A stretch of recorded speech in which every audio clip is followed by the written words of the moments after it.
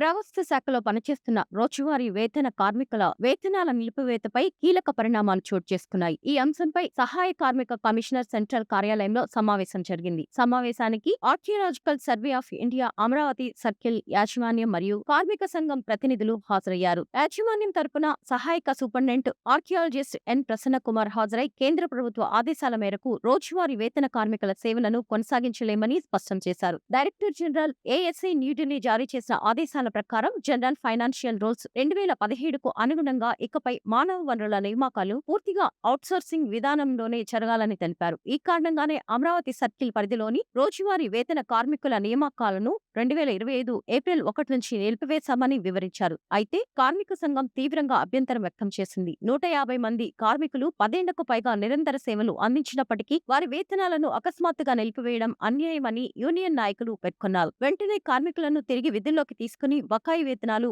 మరియు అన్ని సేవా ప్రయోజనాలు చెల్లించాలని డిమాండ్ చేశారు. ఇరుపక్షాల వాదనలు విన్న అధికారులు కార్మికుల వేతనాలు నిలిపివేయడానికి ఆదేశాలు జారీ చేసిన పిఏఓ హైదరాబాద్ నుంచి స్పష్టమైన వివరణ తీసుకురావాలని యాజమాన్యాన్ని ఆదేశించారు. అలాగే 1/30వ స్థితి మంజూరు చేసిన కార్మికుల ఉత్తర్వులు సంబంధిత జాబితాను తదుపరి సమావేశానికి సమర్పించాలని సూచించారు. ఈ విధానాన్ని సఖ్యతతో పరిష్కరించుకునేందుకు ఇరుపక్షాల మధ్య చర్చలు కొనసాగించాలని నిర్ణయించుకున్నారు. తదుపరి సమావేశాన్ని ఫిబ్రవరి 12 ఉదయం 11:30 విజయవాడలోని ఏఎల్సి సెంట్రల్ కార్యాలయంలో నిర్వహించనున్నారు. నాగార్జునకొండ సార్, మేము గత 15 సంవత్సరాల నుంచి వర్క్ చేస్తున్నాం సార్ ఆర్కియాలజికల్ సర్వే ఆఫ్ ఇండియాలో.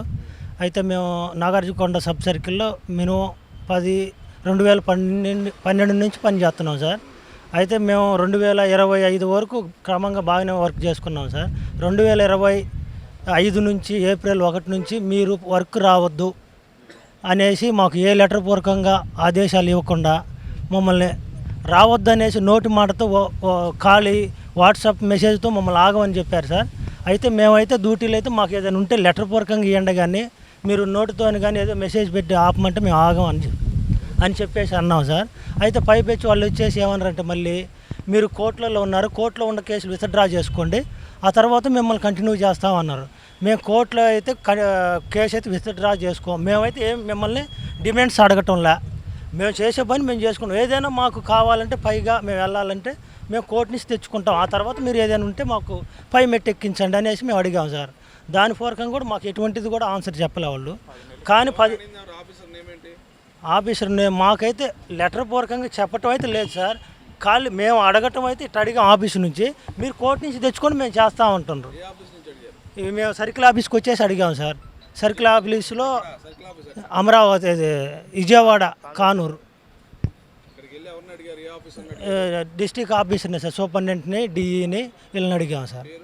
పేరు దేవేంద్ర సింగ్నాథ్ బోయి, డిప్యూటీ ఇంజనీరు శివకుమార్, సాంబశివకుమార్, ఆయన అడిగాం సార్. అది ఏదైనా ఉంటే మీరు కోర్టు నుంచి తెచ్చుకోండి అమ్మా, మేమైతే మాకు పైనుంచి వచ్చిన దాన్ని బట్టి మిమ్మల్ని ఆపాం, కానీ మేము ఆపలేదన్నారు.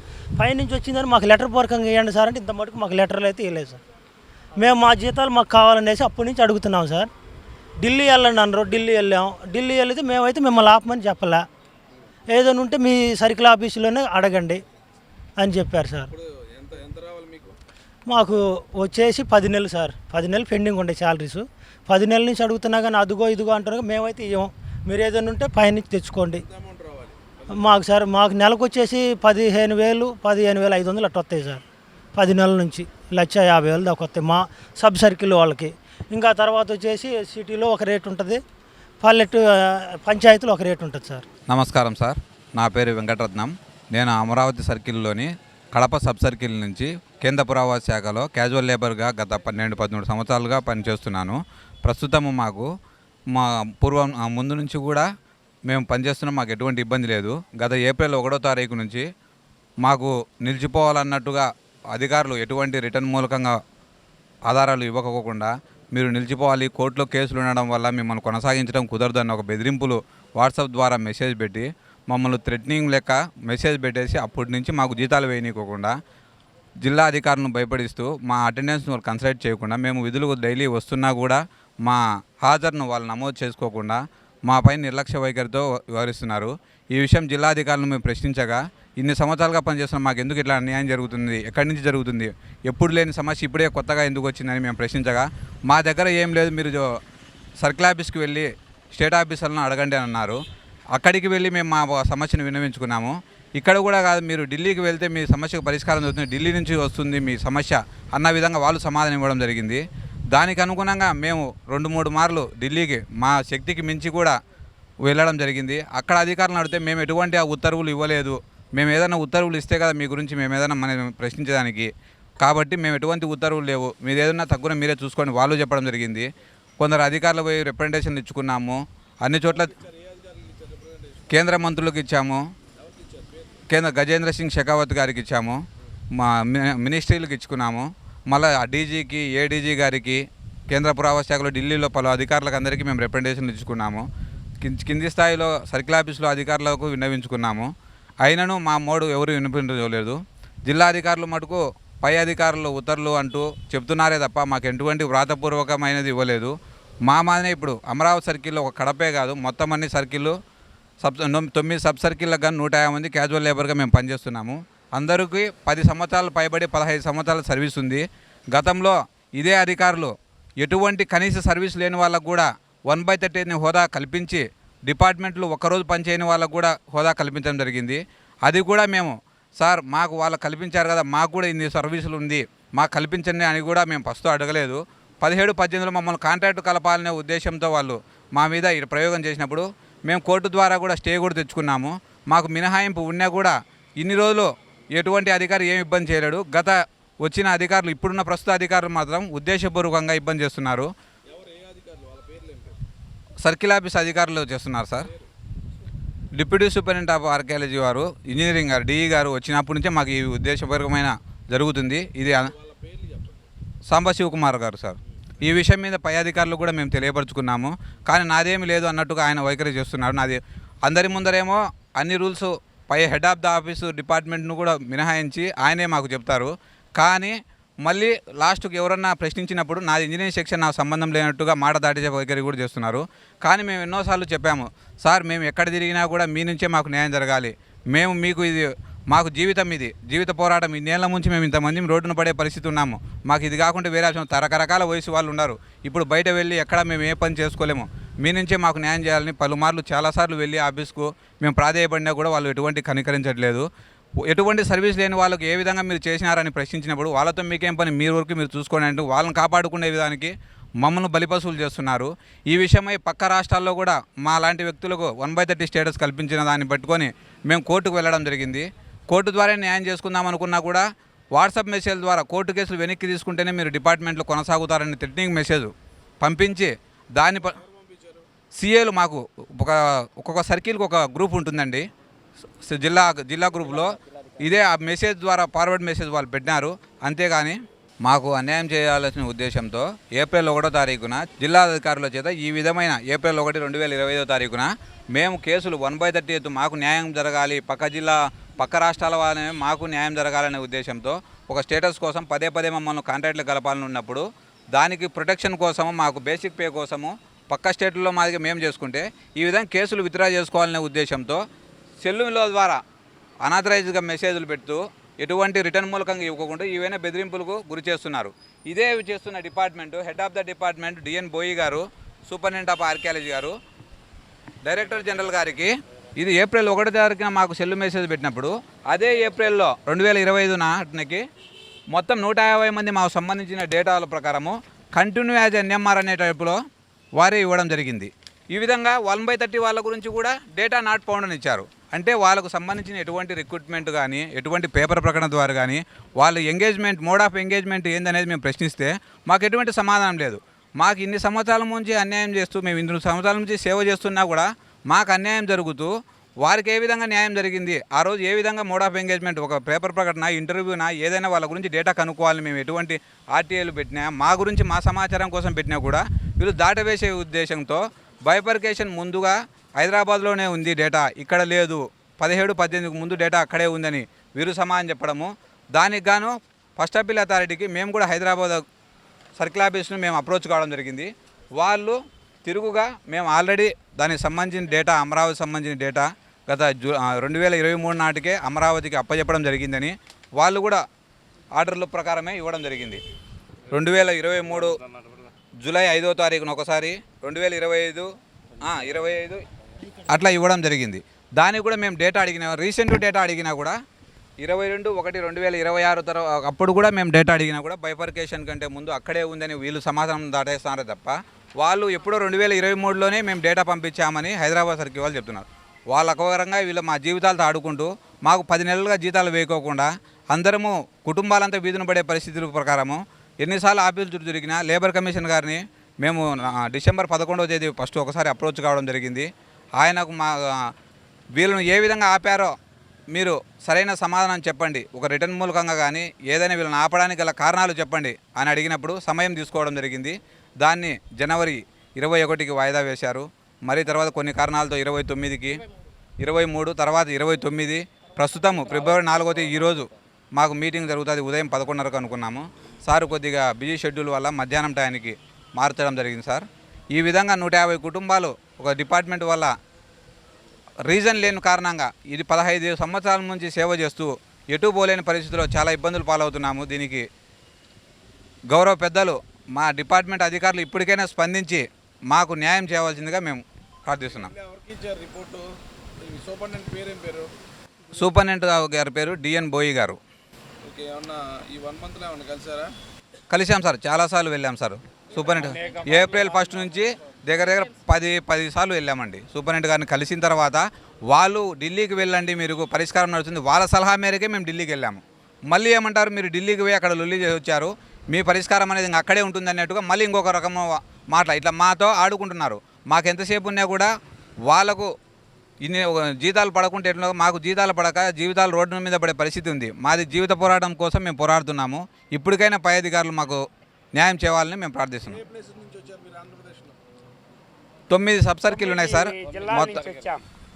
మొత్తం అమరావతి సర్కిల్ కింద 9 సబ్ సర్కిల్ ఉన్నాయి సార్. కడప, అనంతపురం, కర్నూలు, నాగార్జునకొండ, వైజాగ్, విజయవాడ, చంద్రగిరి, కాకినాడ, ఒంగోలు, మొత్తం 9 సబ్ సర్కిల్ ఉన్నాం సార్. 9 సబ్ సర్కిల్ పోయినా 150 మంది క్యాజువల్ లేబర్ ఉన్నాం సార్.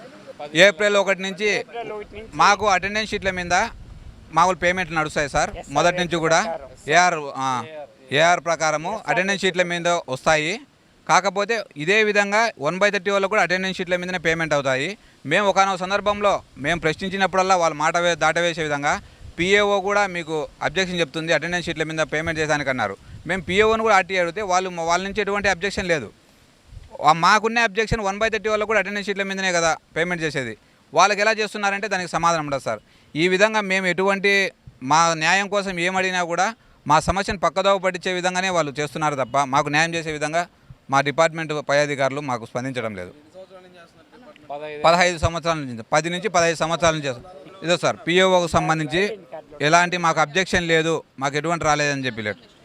ఇదో ఈ విధంగా సార్, పిఏఓకు మాకు పేమెంట్ చేసేదానికి మీకు ఎటువంటి అబ్జెక్షన్ ఉందా, మా పై అధికారులు చెబుతున్నారు అనే ఉద్దేశంతో మేము పిఏఓకు ఆర్టీఐ చేసుకోవడం జరిగింది. మాకు ఎటువంటి అబ్జెక్షన్ లేదు, మాకు ఎటువంటి మెయిల్స్ కానీ ఎటువంటి ఆర్డర్స్ కానీ లేవని క్లియర్గా పిఏఓ గారు ఇచ్చింది సార్. మాకు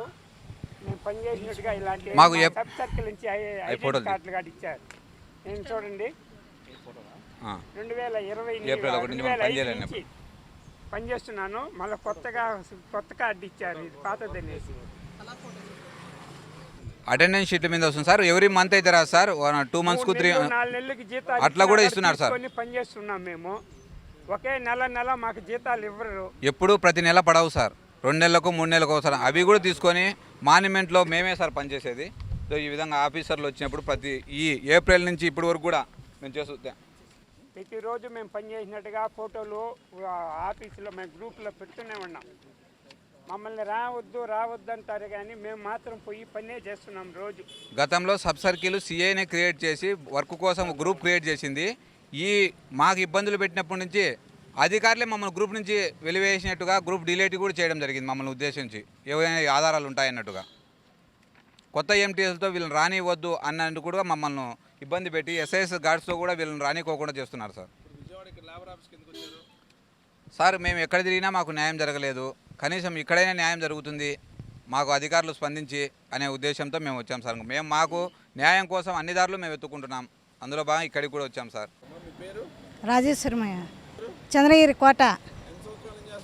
మేము 9 ఏళ్ళ నుంచి 9 సంవత్సరాల నుంచి మాకు న్యాయం జరగాలని ఉద్యోగాలు చేస్తూ ఉండి నిలిపేస్తారు కదా, మమ్మల్ని సార్ వాళ్ళు గేట్ కాడి నుంచి బయట పంపించేస్తారు.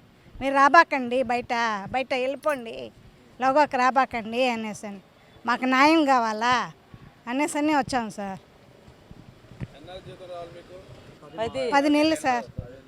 సార్ వరలక్ష్మి సార్, చంద్రగిరి నుంచి వచ్చినాం సార్. చంద్రగిరి కోటలో పని చేస్తున్నాం సార్.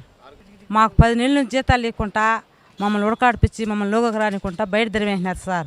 మేము వాళ్ళు సార్లు చెప్పినంత పని అంతా చేసినాం సార్. మేము చంద్రగిరి సరుకుల నుంచి వాళ్ళు ఏ సార్ వచ్చినా చెప్పినా వాళ్ళు చెప్పినట్టుగా మేము పనులు చేసి వాళ్ళు చెప్పినట్టుగా ఇది అన్నాం సార్. మాకే అన్యాయం జరిపింది సార్. చంద్రగిరి సరుకుల నుంచి వచ్చినాం సార్. మేము చేస్తున్నాం సార్, దీన్ని నమ్ముకొని పని చేస్తున్నాం. చంద్రగిరి కోటల నుంచి మా పిల్లకాయలు మేము చదువుకోవాలి, మమ్మల్ని రోడ్లు వేసినారు, మేము పని చేయలేదు, మేము కష్టపడే వాళ్ళం సార్. మేము ఊరుకున్న వాళ్ళు వచ్చి కూర్చోన్నారు, పని చేసే వాళ్ళకి జీతాలు లేకుండా ఉడకాడిపిస్తున్నారు సార్. చంద్రబాబు నాయుడు ఊరు సార్ మేము. సార్ మాది అనంతపురం డిస్టిక్ సర్కిల్ రాయదుర్గమ్మలో ఎన్ఎంఆర్గా పనిచేస్తున్నాను. ఇక్కడ వచ్చి 15-16 సంవత్సరాల నుంచి చేస్తున్నాను.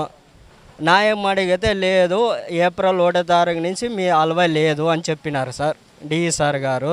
మళ్ళీ సిఏ సార్ శివకుమార్ సార్ చెప్పినారు.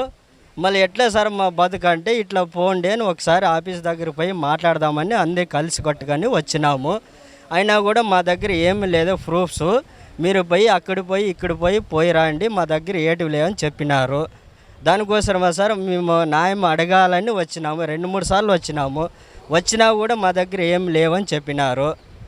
దానికోసం సార్ మా జీతాలు కూడా రాకుండా అట్లా ఎక్కడన్నా కొండలో అడవిలో పని చేస్తున్నాను.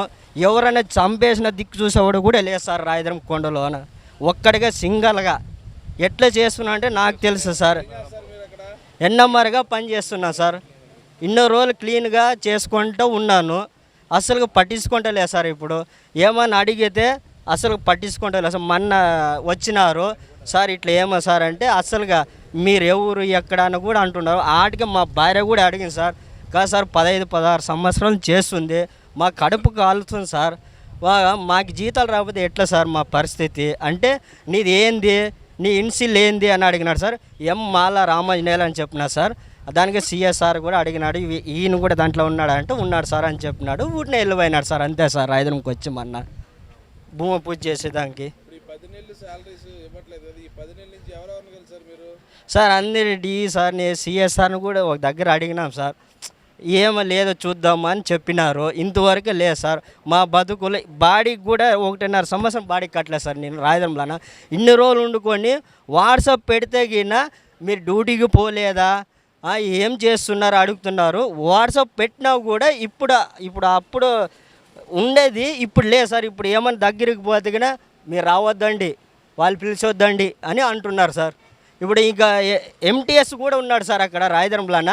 ఇక్కడ మా భార్య మాట్లాడుతుంటే ఆ మాటలు విని ఎంటీఎస్ కూడా అస్సలు ఏమీ అడుగుతలేదు సార్. అప్పుడు కొత్తగా వచ్చినప్పుడు దీనికి పరిష్కారం ఎట్లా, అది ఎట్లా అని అదొకటే అడిగినాడు. కానీ ఇప్పుడు ఏమన్నా మా పరిస్థితి ఇట్లా అయింది కాబట్టి ఆయన కూడా ఎంటీఎస్ కూడా ఏం మాట్లాడతలేదు సార్. ఇప్పుడు బాలాజీ సార్ కడపలో ఊడికిపోతుంది సార్. మొన్న పోయినాను, డ్యూటీకి పోయినట్లు పోతే ఫోటో తీసుకోండి, నువ్వు ఎందుకు తీసుకుంటావా ఫోటో అన్నాడు సార్. కాదు నీకు ముందే చెప్పినాక ఫోటో తీసుకొని అంటే నువ్వు ఎందుకు తీసుకుంటావు అంటే 16 సంవత్సరాలు నేను అన్నం తింటున్నా కడుపుకి దీంట్లోనా ఒక్కడే సింగల్గా ఉండే. దానికోసం సార్ నేను చెప్పినాను, ఇట్లుందని చెప్పినా సార్. దానికోసం మాకు న్యాయం చెయ్యాలని కోరుకుంటున్నాం సార్ అందరినీ.